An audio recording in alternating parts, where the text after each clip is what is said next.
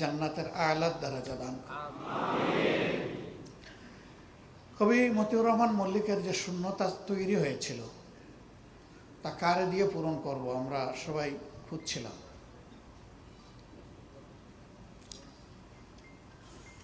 তখনই ইসলামী ছাত্র শিবিরের আরেকজন সাবেক কেন্দ্রীয় সভাপতি বলল যে আমার দেখা দায়িত্বশীলদের মধ্যে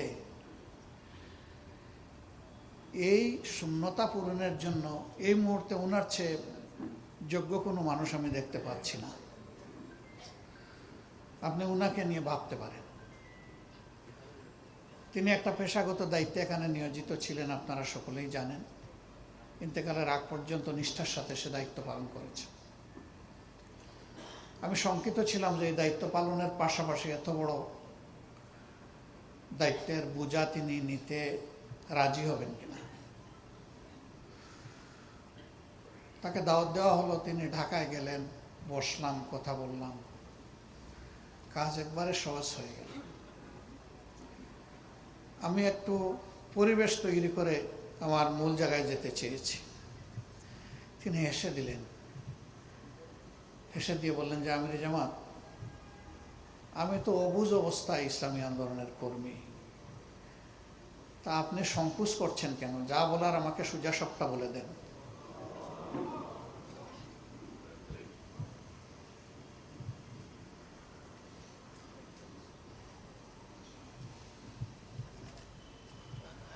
আমি যখন এই গুরু দায়িত্বের কথা বললাম, একটা শব্দ উচ্চারণ অন্যরকম না করে বললেন, আপনাদের বিবেচনায় আমি কি এটার জন্য আমার মিনিমাম উপযুক্ততা আছে? বললাম যে সে কারণেই তো আপনাকে কষ্ট দেওয়া। কোনো কিছু বললেন না, বললেন আলহামদুলিল্লাহ।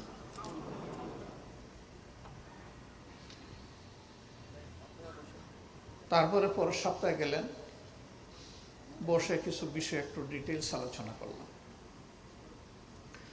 সব কিছু শুনে বললাম যে কষ্ট হবে, তবে এত বড় দায়িত্বের জন্য খুব ভালো হয় যদি চিটাঙ্গের বন্ধুরা আপনাকে ছেড়ে দেয় আমাদের জন্য। আর তারা যদি না ছাড়ে তাহলে আপাতত সপ্তাহে 2 দিন করে আমাদেরকে সময় দেবেন। বেশিরভাগ ক্ষেত্রে উনি বাসে যাতায়াত করতেন। আমাদের কঠিন সময় ছিল, আমরা তাকে প্লেনের টিকিট দিতে পারিনি। কাজ শেষ করে রাত্রে 12টার বাসে উঠতেন যাতে সকালে এসে এখানে ফজরের নামাজ পড়তে পারে। এভাবেই যাতায়াত করেছেন। একটা সময় দেখলাম যে তার শরীরের উপরে ভীষণ চাপ পড়ছে, কিন্তু তিনি কিছু বলছেন। চট্টগ্রামের ভাইদেরকে বললাম না ওনাকে ছেড়ে দেন, তাদের এত মায়া, ওনাকে তারা ছাড়লেন না। এই না ছাড়ার কারণে লোকটার উপরে আমার মনে হয় যে আমরা ওই আয়াত লঙ্ঘন করেছি কিনা, লা ইউকাল্লিফুল্লাহু নাফসান ইল্লা উসআহা। আল্লাহ কারো উপর তার সাধ্যের অতীত কোনো ভার চাপান না। আমরা সেটা চাপালাম কিনা এটা আমার খুব চিন্তা হয়। 5 দিন তার পেশাগত দায়িত্ব, তার সাথে সাংগঠনিক দায়িত্ব, 2 দিন আবার সংগঠনের ডাকে ঘরের বাইরে। মানুষ সাধারণত উইকেন্ডে পরিবারকে সময় দেয়, সমাজ আত্মীয় স্বজনকে সময় দেয়। মুসান্না যথার্থই বলেছে যে তিনি মা বাবা, তার স্ত্রী, পুত্রকন্যা তাদেরকে সময় দিতে পারেননি। তিনি যেন জানিয়ে দিয়েছিলেন যে আমি কোনো পরিবারের সম্পদ নই, আমি জাতির সম্পদ এবং জাতির আমানত।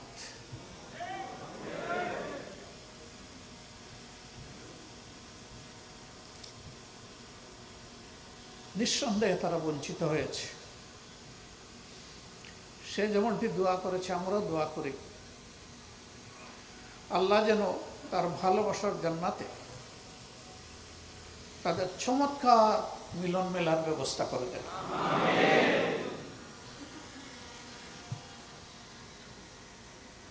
আসলে গুণী মানুষ যতদিন বেঁচে থাকে তার কদর অনেক সময় সমাজ বুঝে না, কিন্তু যখন তার অস্তিত্বের অনুপস্থিতি দেখা দেয় তখন সবাই হাড়ে হাড়ে টের পায়।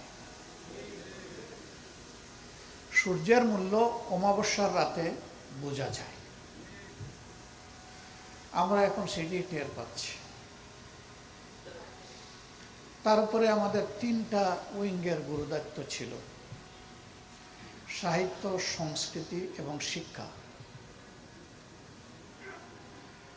এখন আমরা এই জায়গায় পেরেশান হয়ে লোক খুঁজছি। আশা আল্লাহ পাকের সাহায্য আমরা পাবো ইনশাআল্লাহ, কিন্তু আজম ওবায়দুল্লাহকে পাবো না, মতিউর রহমান মল্লিককে পাবো না। তারা মহলার কাছে চলে গেছে। এই প্রিয় সঙ্গীকে এই দায়িত্বের অতিরিক্ত আমাদের কঠিন সময় যখন আমরা দেশের বাইরে পাড়ি জমাতে পারছি না বড় কোনো প্রয়োজনে, তখন তার মতো দ্বিতীয় আরেকজন লোক আমার হাতে ছিল না। দেখে বলতাম যে অমুক জায়গায় যেতে হবে। আলহামদুলিল্লাহ, বলার পরে কোনোদিন এই লোকটা বলেননি যে আমি যে দেশের বাইরে যাব, আমার তো হাতে এই কাজটা আছে। আমার একদিন মনে হলো যে একটু জিজ্ঞেস করি, যে বলা মাত্র যে কাবিল তো বলে, ওনার কি আর কোনো অন্য কাজ পেন্ডিং থাকে না? তাই আমি বললাম যে আমি বলা মাত্র যে আপনি রাজি হয়ে যান, আপনার হাতে কাজ থাকে না? কয় থাকে। তাইলে ওইটার হাইসিয়ত কী হবে, ওটার হাসর কী হবে? বলে আমার কাছে তো সব ডাকের মধ্যে কেন্দ্রের ডাকটাই বড়।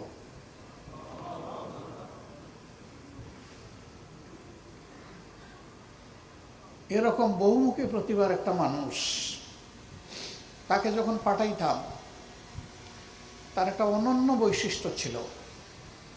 বিদেশ থেকে ফিরে এসে ওয়েল ড্রাফটেড একটা নোট তিনি আমাকে দিতেন। এয়ারপোর্ট থেকে শুরু করে এয়ারপোর্টে আবার ফিরে আসা পর্যন্ত তিনি কি করে এসেছেন। তার সাথে বিদেশে গেলে স্বাভাবিক টুকটাক খরচ হয়, একটু হাত খরচ দিতাম। তিনি ওই রিপোর্টের সাথে একটা বাউচার পিন আপ করে দিতেন এবং কিছু টাকা পিন আপ করে ফেরত দিতেন। একবার এই টাকা গুনতে গিয়ে দেখি যে যা দিয়েছি তার চাইতে ডাবলের চেয়ে বেশি। আমি বললাম যে ব্যবসা কোথায় করছেন? কেন আমি তো কোনো ব্যবসা করিনি। টাকা দিলাম এত, ফেরত পাইলাম এত, হিসাব পাচ্ছি না, কোনো খরচ হয় নাই। বলে যে হ্যাঁ কিছু খরচ হয়েছে। বললাম এগুলো বাড়লো কেমন? বলে যে আমি গিয়েছি তো, বিভিন্ন লোক চাপ দিয়ে হাতের মুঠির মধ্যে কিছু দিয়ে ঢুকাই দিস।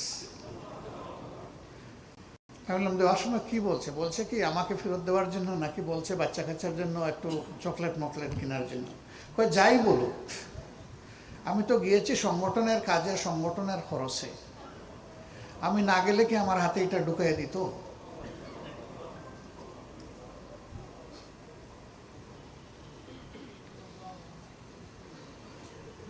এটাই জীবন্ত উপন্যাস। উপন্যাসের শিক্ষা সবসময় স্মরণ থাকে না, কিন্তু এইগুলো আজীবন স্মরণ থাকে। সম্মানিত ভাইরা, তার মাপের একটা মানুষ কোনো না কোনোভাবে একটা ঠিকানা করে, টাকার একটা ঠিকানা গড়ে তোলে। মুসান্না বলেছে শুধু তার জন্ম হয় নাই চিটাঙ্গে, আর বাকি সব কিছু চিটাঙ্গে, একেবারে ট্রু। কিন্তু তিনি কোনো ঠিকানা গড়ার দিকে মনোযোগও দেন নাই, কোনো ঠিকানাও তার গড়ে ওঠে নাই। আমি এখানে আসার আগেই বিষয়টা ভেরিফাই করার চেষ্টা করেছি। এর আগে তিনি ছিলেন, আমি ওরকম বুঝি নাই যে এটাও আমার খবর নিতে হবে। এখন খবর নেওয়া এটা আমার দায়িত্ব।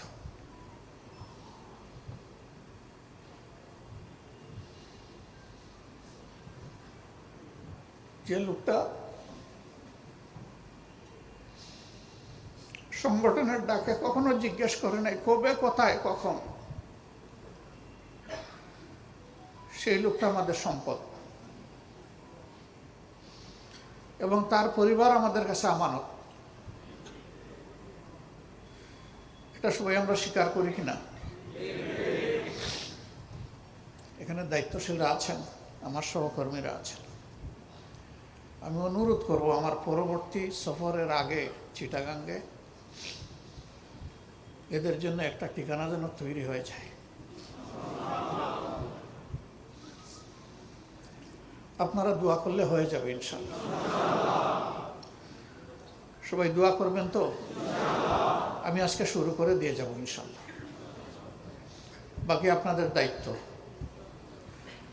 আমি ওই বাসায় এসে আপনাদের নিয়ে ডুববো ইনশাআল্লাহ। তিনি এই আশা করে আল্লাহর জন্য নিজেকে ফানা করে দেননি যে তিনি কিছু করবেন না, তার ইন্তেকালের পরে আমরা কিছু করব। আমার ধারণা এ ধরনের কোনো ফালতু চিন্তা তিনি জীবনে কখনো করেন নাই, কিন্তু এটা আমাদের দায়িত্ব। তিনি আকারে ইঙ্গিতে কাউকে কিছু বলেননি। যদি পরিবার আমাদের কাছ থেকে এইটুকু উপহার গ্রহণ করে, তারা আমাদেরকে কৃতজ্ঞ করবে। এই ব্যাপারে তারা যেন অন্য কোনো চিন্তা না করে যে আমাদের বাবা যেখানে এগুলার তোয়াক্কা করেননি, আমরা কেন করব। এটা তোমাদের পিতার, ভাইদের, বন্ধুদের আবেগের এক ফোঁটা চোখের পানি মিশানো উপহার। তোমরা ইনশাল্লাহ এইভাবে কবুল করবা। বাকিটা কি হবে আমি দায়িত্বশীলদের সাথে পরামর্শ করব। আপনারা দোয়া করবেন আপনাদের ভাইয়ের জন্য, এই পরিবারের জন্য।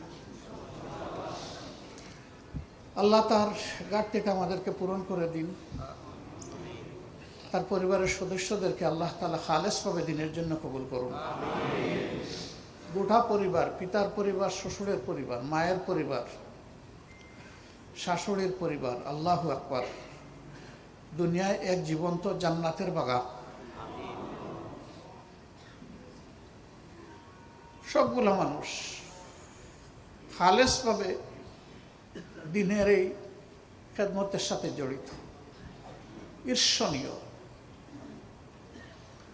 এটাও আমাদের জন্য আরেকটা উদাহরণ হোক, দোয়া করি।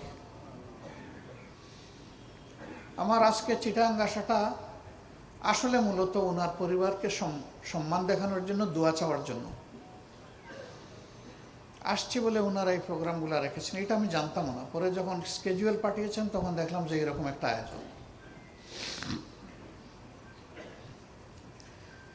আমার ভাইয়ের ব্যাপারে মানসিকভাবে আমি এখন একটু ইমোশনাল স্টেজে আছি। আমি কথা বলতে গিয়ে সীমা লঙ্ঘন করলে আল্লাহ আমাকে ক্ষমা করুন, আপনারাও আমাকে ক্ষমা করবেন। এবং মনে রাখবেন, সংগ্রামে, পথ চলায়, লড়াইয়ে, আল্লাহর দিন কায়েমে আমরা একটা মাত্র দেহের সমান। আমরা পরস্পর একই দেহের